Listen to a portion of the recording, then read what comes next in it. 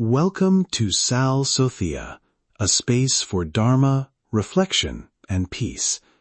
In this moment, we come together to listen to the Buddha's teaching, to understand our suffering, and to learn the path toward freedom and compassion.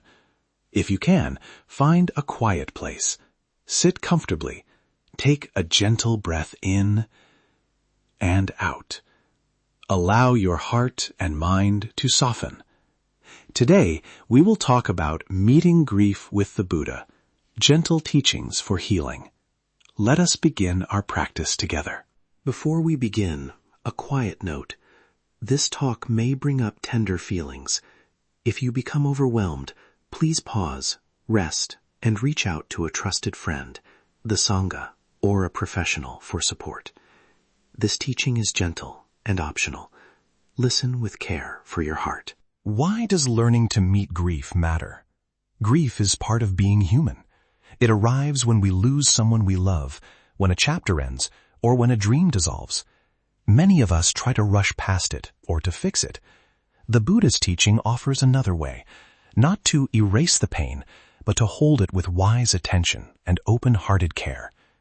Today, I invite you to learn 3 things that can help: how impermanence shapes grief, how attachment shapes our sorrow, and how compassionate attention can be a real balm.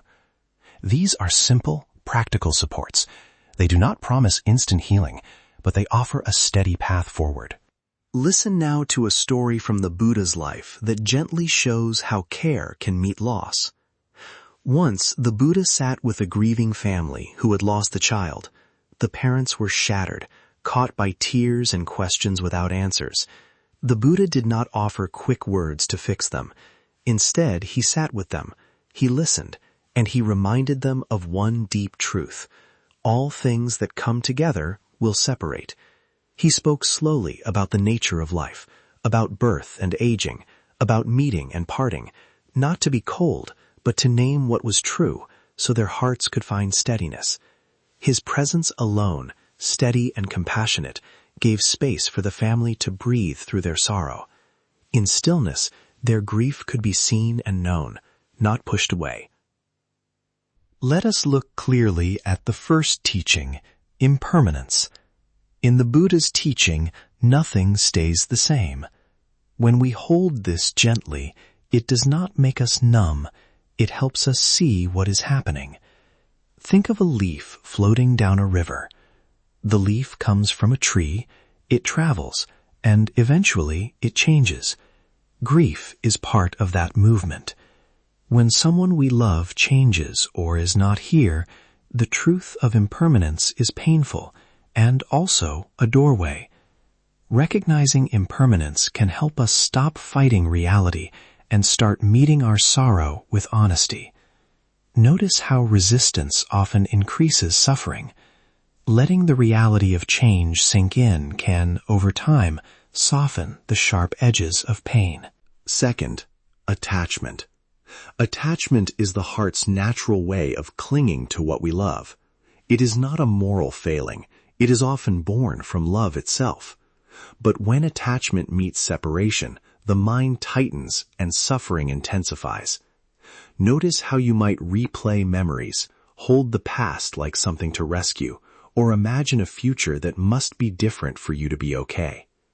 The Buddha invites us to recognize this pattern with kindness.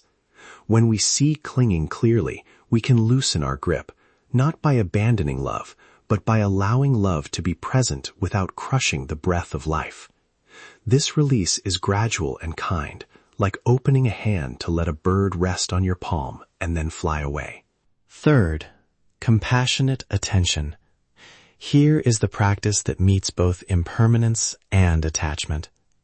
Compassionate attention means noticing what arises in the heart: sorrow, anger, confusion, and holding it with gentleness instead of judgment.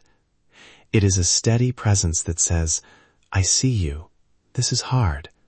And it offers simple care, breath, kindness, and small rituals of remembering. Compassion is not doing something dramatic. It is the quiet companioning of your own mind and heart. When you bring compassion, You transform isolation into company and raw pain into something that can be tended. Now, some practical steps you can try when grief visits. These are small and doable.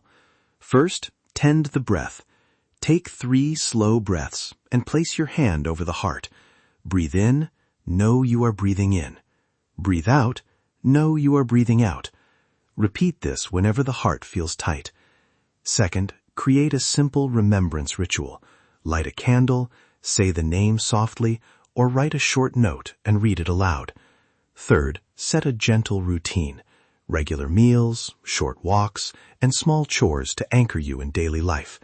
Fourth, make space for support. Talk with a friend, a teacher, or a counselor. Grief is not meant to be carried alone. Finally, allow yourself micro-pauses during the day for a mindful breath or a moment of silence. These small acts of care matter. If your grief feels overwhelming or unrelenting, please seek professional help. The Sangha and trusted friends can also support you. There is no shame in needing help. These practices are not a substitute for therapy when deeper care is required, but they can sit alongside professional support as gentle companions. Now I will guide you in a short, gentle reflection to soothe the heart. If it is not safe for you to close your eyes, keep them softly open. Place your feet on the floor if you are sitting. Rest your hands gently. Breathe in and out. Breathe in slowly, feeling the belly rise. Breathe out slowly, feeling the belly fall. Repeat 2 more times at your own pace. Bring to mind, if you can, a memory of the one you are missing. See the face. Hear a small sound. Hold a single image. Let whatever comes come. If grief is strong, breathe with it. Imagine your breath as a gentle companion, breathing in, holding the memory tenderly, breathing out, offering care to the heart. Ask yourself quietly, what does my heart need right now? Listen without forcing an answer. If you notice sharp feelings, place a hand on your chest and say softly to yourself, may I be gentle. May I be kind. May I be gentle. When you are ready, rest in the feeling of being held by your own breath for a few moments.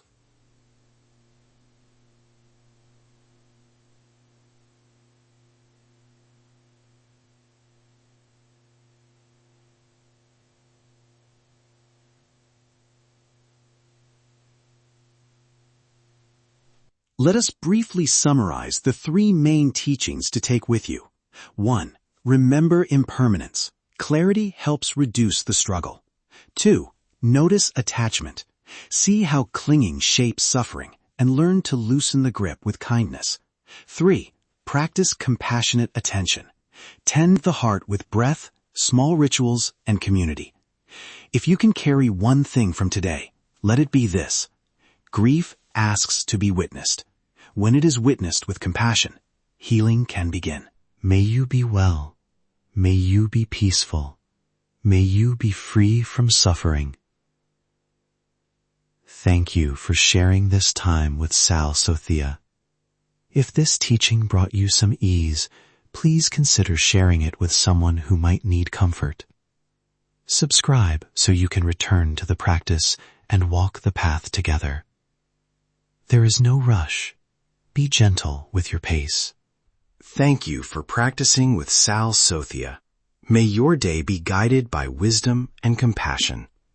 In this moment, carry this small wish. May your heart find the company it needs. Until we meet again, practice gently and walk with mindfulness.